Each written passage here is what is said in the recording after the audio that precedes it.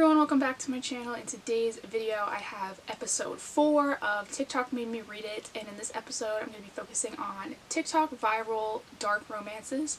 So let's just get right into it. So for this video I picked 6 dark romances that I've seen around on TikTok a lot, or just maybe on social media in general, but usually TikTok. And so the first one I picked for this video was Games We Play by Dana Izali. I hope that's how you say that last name. I have no idea. But this one I've seen around a lot. It's been all over Instagram and TikTok. I've been seeing it everywhere. And YouTube, actually. And this one is super short. I think it's only 90 pages long. It's obviously a novella. It is about a guy who is a video game streamer, but he does it with a mask on, so no one knows what this guy looks like or who he is when he goes out to the grocery store or anything. And this girl is there to interview him for this gaming magazine, and she shows up at his place and he has the mask on, he's not going to tell her who she is or who he is, and that's how he's prepared to go about this. But she's there for 5 seconds before he's like, no, I have to have her. And the rest of the story is just them getting together. There is no actual interviewing that takes place in this story. Obviously it's only 90 pages, so there wasn't a ton of time. I have a hard time rating novellas because I feel like there's not a lot of content to go off of. There's obviously very little character development or any kind of plot points that are moved, if that makes sense. And so I find it hard rating them on the same scale that I would rate a regular book. I gave this one 4 stars. Because for what it was, I think it was 4 stars, but would I compare this to a 4-star book? Probably not. But I did think this one was an enjoyable, quick little read. If you're looking for something like that, I can see why it's popular. I find a lot of the books on TikTok that are recommended are super long, so it was kind of nice to find this one in the mix. The next 2 books I'm actually going to talk about together because they're by the same author, and I sort of had the same feelings about both of them. And so the first one was Neon Gods by Katee Roberts. And this one, like I said, I'm going to talk about these together, but this one I read first, even though this is, I believe, the spin-off of the Wicked Villain series. But I decided to read this one first solely because my library hold came in for this one first. And I read this one, thought it was pretty good. It wasn't the best romance I've ever read. I gave this one 3.5 stars. This is a Hades and Persephone retelling, if you haven't...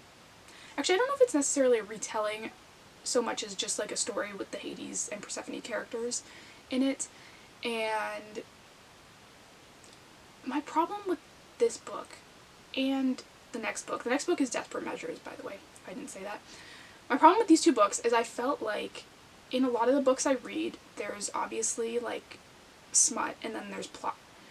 And I find in these books, those 2 things are very separate. I find normally when I read a book, it's a straight street of plot, and then maybe you pass through Smut Town on your way to more plot, you know? Whereas I feel with these books it was almost you're on the plot street and then you pull over into Smut Town, and then you get back on the plot street and then you pull over again. Whereas it seems the chapters that were smut focused didn't give anything to the plot, and the chapters that were plot focused didn't give anything to the smut. It was almost the way I described it when I first read it was almost like reading 2 separate books. You just kind of bounced back and forth, and it didn't feel very, cohesive to me. And I don't know if that's just me being, really weird, because I haven't heard anyone else say that about these books, but it was just a feeling I got after reading both of these, which I thought was odd. And so that was strange. But, like I said, this one, Neon Gods was okay. I'll probably continue on with that series because it was enjoyable enough for me to do that. Like I said, the next book I read was Desperate Measures by Katee Roberts. This is the first book in the Disney, well, I guess actually it's not called Disney, but it's the first book in the Wicked Villain series, which is based off of sort of Disney characters. And the first one focuses on Jasmine and Jafar, and I had high hopes for this one. I really did. If you know me, you know I love Disney and I love romance books, so this was everything I could want in a book together. But there are only 2 things that I cannot stand in romance books. One of them is when they romanticize straight up non-consent, not dubious consent, not whatever, but straight up non-consent, and then the girl ends up staying with the guy. I hate that. This book didn't have that, but this book had the second thing that I hate, which is daddy. I cannot stand that in books. I know there's like a huge market for that and like a huge audience for it, but I am just not part of it. And I've read a couple books where it was used once or twice, and I was able to get past it, like for the sake of enjoying the book. But this one just did it so many times that I was like, every time it did it, I think I was visibly cringing. Like, I could not get into this book because that was in it. And I wish I had known that going into it. If you ever like follow me on Instagram and you see me picking up a book that has that in it, like, please let me know, because I will literally like put it down before I even start it, because I can't. I really can't. It ruined the entire book for me, and like I said, I had such high hopes for it because I loved Disney. I actually worked at Disney World back in the day, and like, I love Disney and I love romance, so this was like something that was right up my alley, and that just like destroyed it for me. And so yeah, like, those two weren't my favorites. I gave Desperate Measures, I think, 3 stars as well, and that was purely for the audience that this book does apply to, because like, for me, I did not like this book at all. I do think I might continue on with this series because I've heard that the next books don't have that as much in it, or at all really, so maybe I'll be okay with them. So I'm going to try that. We'll see. But like I said, definitely that part was not my thing. Next was Denim Vipers by K.A. Knight, and this book I had such low expectations going into. I have seen this book bashed on every platform by every like person imaginable. So many people hate this book, but so many people like really strongly promote it too, so I was kind of mixed going into it. This is a like 650 page book of mafia smut, basically, is what More to Marry, I think, described it as, and so that's all I went into expecting. I wasn't expecting a ton of plot. I wasn't expecting, you know, this to be the next great literary masterpiece. I was just going into it knowing exactly what to expect. And it wasn't that bad. Like, I don't know why everyone's hating on it. I actually thought this was pretty good for a reverse harem, which I don't read a lot of, but I'm trying to get like more into. But I really liked in this book that I found her relationship with each guy was unique enough that I could keep them separate in my head. Like, I think a lot of times when I do read reverse harem, I get all the guys mixed up because they all seem to be the same, they all treat the girl the same, they all act the same around the girl. And so in my head, they all become interchangeable, whereas like in this book, they were very clearly like, okay, this is this guy, this is this guy. Like, it was very easy to remember who was who, which I really appreciated because, again, 650 pages, if I was getting them all mixed up, that would have been very boring. But this one does have like a decent amount of plot. I would argue that this one has more plot than Desperate Measures does and Neon Gods, and those two get hyped up all the time for their plots. And so, like, I don't know why this one's getting so much flack. I give this one 4 stars, like 3.5, 4 stars, because like I said, it's not the next literary masterpiece, but it was good for what it was. If you haven't heard of this, it's about a girl whose dad basically sells her to this, not like gang, like mob group, whatever. These 4 guys who like kind of run this town, and he owes them, her dad owes them money and he doesn't have it, so he basically like gives them his daughter. And his daughter's like in her 20s, like she's not like a kid. And I liked also that she does not go down without a fight. Like, she is constantly there, like, you know, being stronger than them or like fighting them off or like whatever. Like, she never goes down silently, which I thought was really good because I think that would have killed this book instantly if she was just like, oh no, I've been trapped, you know? And so I really liked her. I liked the story. I liked, like I said, her relationship with each guy. I thought it was really interesting and unique. And I don't think this book, you know, deserves the hate that it's getting. So maybe if you've been considering pick this one up, maybe you want to try it.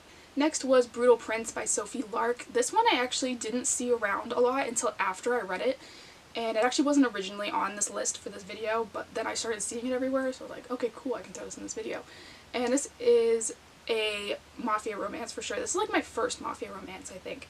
And this one was really good. I was impressed how much I liked this one, to be honest, because I've never, like I said, I've never read anything mafia before this book. And it is about a girl who is sort of arranged marriage to this guy that she cannot stand. She accidentally sets his house on fire at a party at the beginning of the book, and their families decide the way to like put this feud to rest is like for them to get married and join the families and be done with it. And they're obviously both like super mad about that, but they get together, so it's sort of like this enemies to lovers, arranged marriage kind of situation.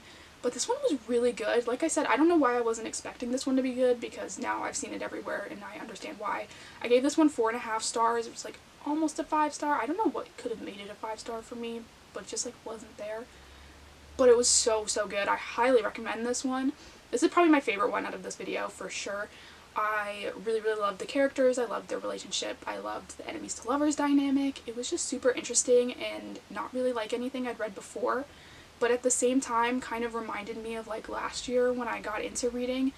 A lot of what I was reading was very sort of along the lines of this. Like, it gave me the same feelings while I was reading it that this did, and so that kind of brought back memories, which was kind of cool and made me want to get more into the darker books, because I started out pretty much reading darker romance books last year and somehow switched to like rom-coms and like more like mainstream romance, I guess, and I want to diversify again. So this will probably be the first of many dark romance videos that are coming to my channel, which I'm excited about, because like I said, that's what I started out reading, so I don't know why I changed things up. The next book I read was the first book in the Zodiac Academy series, which is called The Awakening. This is by Keilani Peckham and Susanne Valenti. And this series is like everywhere now. This was another last minute addition to this video because I saw it everywhere. And here's the thing with this book. It wasn't bad. The best way I can describe it, or how I think the authors were trying to describe it to themselves, is like if Harry Potter and Twilight had a bully romance book baby, that's what this book is trying to be. But like for me, it just wasn't it. I don't know. I liked all of the aspects, but I think when you put them all together, it was just overwhelming, like the amount of stuff going on in this. Like, they just kept layering on things in this school that was like, I was getting confused. So this book's basically about these twin girls who find out that they are magic and go to this magical school to sort of claim their inheritance. And they show up, and there's these 4 guys who are kind of ruling the school and like this town as a whole, because they are the celestial heirs, the ones that are supposed to take the place of the girls' parents who have died. And so they're like completely mad that these girls have now shown up to take their place like on the throne, and they like don't want any of that. My issue with this book was not the magical school or anything. Like, I thought that was interesting. There's also like werewolves and vampires, like so much going on in this book, to be honest. My issue was, I started this book and I was like 150 pages into it, and I remember I was like, am I reading the wrong book? Because I actually went back to the Amazon description, because the Amazon description says, this is a dark romance. And I'm like, okay, it's perfect for this video. Like, great. But I'm like 150 pages in, and I'm just like, there's no romance. Like, not a hint of romance going on. And I'm like, am I reading the right book? You know? Like, there's no romance in this. Like, I must have read the label of another book. But no, that's what this book is labeled as. I think 80% into this book, there wasn't so much as a kiss, a handhold, a lingering touch. Like, there was nothing going on in this book, romance-wise, until like maybe the last 100 pages out of 411 pages. And I was just like getting bored, to be honest. Like, I was expecting a very romance-heavy book because it's literally labeled a dark romance, and there was just like no romance to be found. And that was annoying, obviously, because I was like, why label this that when that's not really what it is? And the only thing I can think of is that maybe in the rest of the books in the series there's more romance, because I finished this book and I still don't know who the love interests are supposed to be. Like, I have no idea what's supposed to be happening in this book, because there was just so much that went on, so much that didn't make sense, and then I was just kind of like, okay, not sure where that really leaves me. And I gave this one, I think, 3.5 stars, because I do think it was good in the sense, like, the magic was cool, and I liked the vampires and whatever. But the romance part, like I said, very lacking. If you're looking for a romance-heavy book, this is not it for you. Like, don't pick this one up. If you're looking for more of, like I said, Harry Potter and Twilight having a sort of bully romance book baby, then you'll probably like this book. But it was just weird. Like I said, I don't know what's up with this one. Maybe the series gets better. I have no idea. If you've read it, let me know, and I'll like think about picking up the other books. I don't really know if I'm going to or not. But anyway, those are the 6 viral TikTok dark romances that I read. So thank you guys so much for watching. Don't forget to hit the subscribe button down below. I do new book videos every single week, and I'll see you next time.